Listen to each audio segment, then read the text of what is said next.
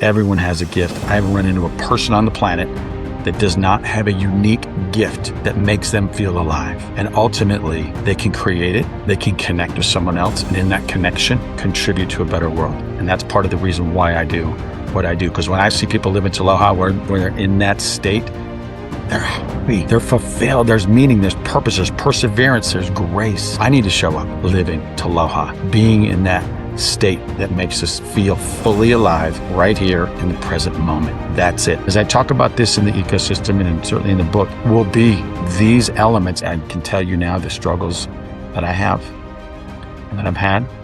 I will continue to use this system in this state of being to help me navigate my own potential. I'm sharing something with you that I put into practice.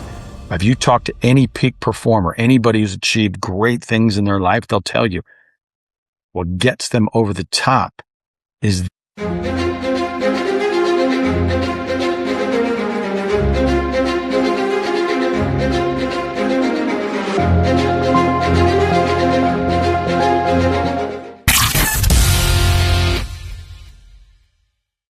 Aloha, y'all. Grateful to have you here to join in on another episode of Living Táloha. I'm your host, Shawn Christian. If you're just joining in for the first time and you're like, Shawn, what is this Táloha you keep sharing? I want to start out right out of the gate because it also kicks me in the tail and says, I need to show up living Táloha, being in that state that makes us feel fully alive right here in the present moment.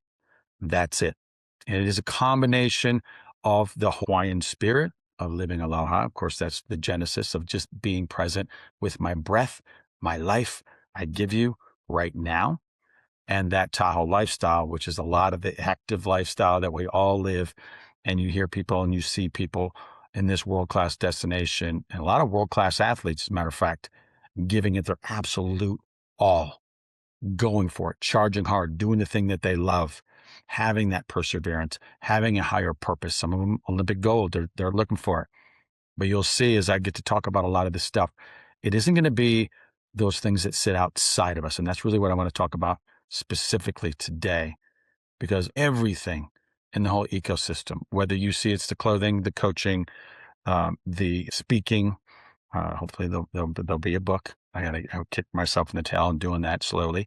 And anything that's cultivated in this Táloha ecosystem is for that tribe of people who are on a passionate pursuit towards their peak human potential, creating a life that makes you feel absolutely alive for you.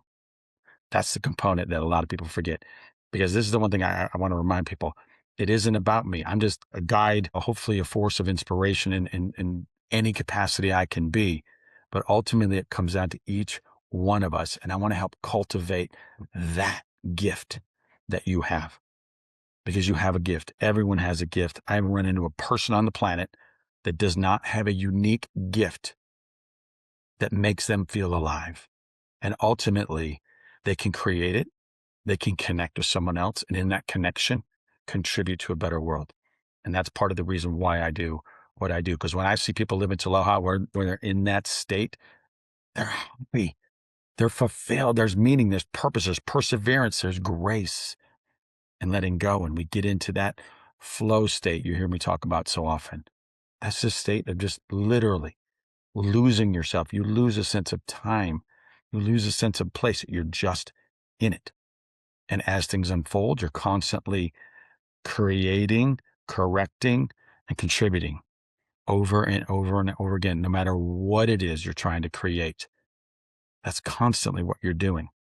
And your ability to do that at your peak potential is what I love to talk about, because this is where it starts. I've done this. I'm not saying these things don't give us the edge, because they do. You know, when we have a wonderful, I say it's a running shoe or the best cleat, or we actually have the best racket or the best skis or snowboard or whatever your competition is, or whatever you're charging, or the best paint, the best art, you name the best car, the fastest boat, whatever it is, right? Those things are outside of us. Do they give us the edge? Absolutely. I'm not discounting any of it. If you talk to any peak performer, anybody who's achieved great things in their life, they'll tell you that helped, but that is not what got them over the top. What gets them over the top is this internal drive, this state, this belief that says, yes, I can do anything I set my mind to, even when I encounter a challenge. And I want to invite you to appreciate those challenges, the friction, the heartbreak, the pain. They are there to teach us to grow, all of us. Think about the things that really challenged you in your life and that you've overcome and worked through. And now it's almost second nature. And now you're working on the next challenge. So you just learn more, living more, and leveling up each time. You can go all the way back to when you were a baby. You didn't just keep falling down and say, I give up. I'm not gonna be able to walk. Skip it. You didn't.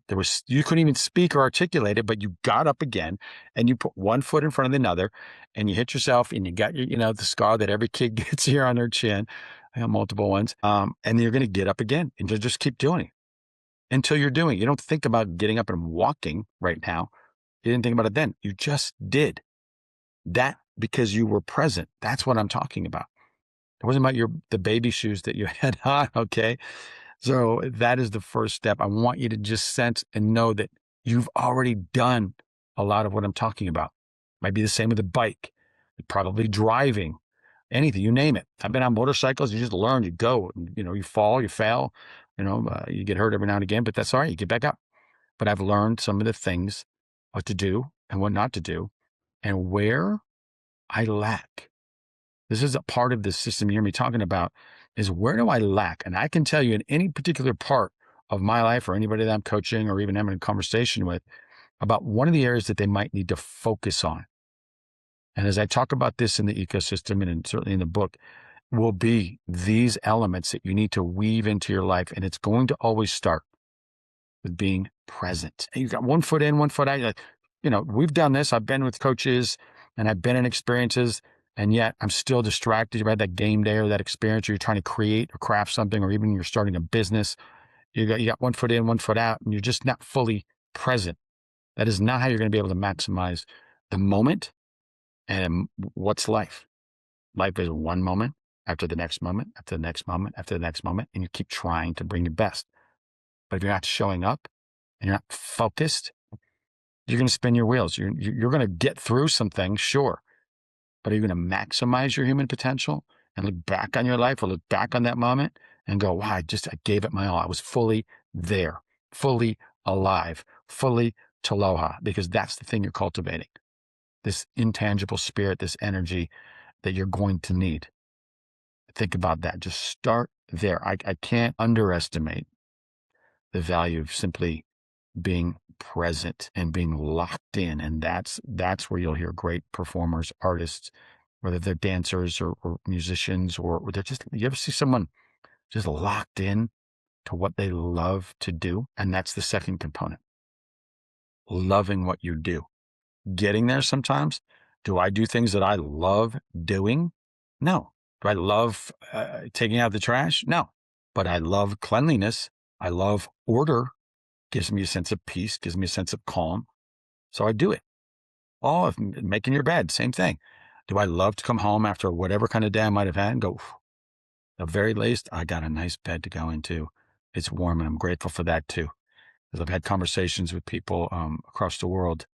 As a matter of fact, a month ago or so, he didn't have a bed till he was 13 years old, which we essentially take for granted, or I don't really quite think about it that much. But when he shared that with me, I was like, wait, what did you do till you were 13 years old? Because I slept on the streets. I slept on the ground. I slept with bugs. I found a sleeping bag and I got through. And he has remarkable grace to this day. And he's excited about the life he's creating moving forward. And I'm excited, grateful to be able to share a small chapter of that in his life. But that in itself right there, just keep that in mind. Some of these things that you are already creating that we might even take for granted, which are the building blocks, the foundation to help us grow. Like Maslow's hierarchy of needs, if we're just going to go there a little bit, some of those, the base, the foundation is just the survival, the food, the things that keep us alive, water, even that a lot of people around the world don't necessarily have. So you got those things. So now you can focus on the next thing and then the next, and it gets to ultimately self-actualization. And I like to just call it maximizing your own human potential. And it isn't going to happen in one day, but I'll tell you what, you might max out your human potential today, get another great lesson, get another challenge, run up against some friction tomorrow, and you're going to be better. And you keep evolving and growing. Now, there may be some things I've had conversations with people like, well, I want to do the things that I did when I was in my 20s. What specifically is it? And what was the feeling you got from it? Because ultimately, yeah, can I dunk a basketball anymore? No, not really. No, I could, but I can't. But I'm not beating myself up about it. I've evolved and grown into the challenges that I now want to invite into my life that will help me create the life that I envision, the dream that I have, or the dream that you have. So we're not stuck trying to create something that, oh, in the past, it was just amazing. I wish I could have that again. But the feeling you can have, that's that passion I'm talking about. You get to start creating that. And if you're wasting time and energy in things that just don't elevate that sense of joy and happiness, not going to be 24/7, but even when it's a challenge, you'll find joy in it. Why? Because it's teaching you to grow. That is what they call an intrinsic motivator. When I compare those external things, just a list of external things that I was just going through, the best bat, the shoe, the racket, whatever it is, or the best paintbrush or, AI, whatever that is. Yeah. Are they helpful in our life? But ultimately, to take you to the next level, you're going to need your humanity. And I would encourage, certainly in a tech-filled world, to hang on to it and cultivate it because you're going to need it. And on top of that, I'll just dial off after these two. I want to just start talk about presence and passion because I'll go through the next couple and then we'll spiral even deeper as I roll on into the Living Táloha lifestyle. So I just want to start right there because it's a lot, but just the habit, the practice, and being present. And you might not be. Just gently and softly bring yourself back to the moment. I know, Shawn, but I got to do all these bills. I got these challenges. I know. I got them. We got them. The world's not a perfect place. I get it. There's unbelievable challenges out there. But to bring your best and to deliver your best, it is really going to take you and me in the practice of being present. So I can exchange my life fully, not 20%, not 50%, not even 70%, 100% right here, right now. And then when I move on from this, that person or whomever I talk to next, I need 100% of my soul. And even me, if I'm with myself, and this is that meditative process of just being mindful, do it daily. Get in the practice, the habit of being comfortable, of just being with you. We got too many distractions. You ever sit at a dinner table and the conversation goes in about 7 minutes. You'll see it happen. People, yeah, and they grab their phone because it's very difficult to be with themselves. I'm saying, get in the practice of it. You'll love it. And people, you might ask yourself, well, I don't know, it's just lonely. I don't want to be lonely. I'm already lonely. I want you to flip that mindset because in loneliness is great solitude. The presence of being present with you and even a higher power, a higher source. You'll hear me talk about that.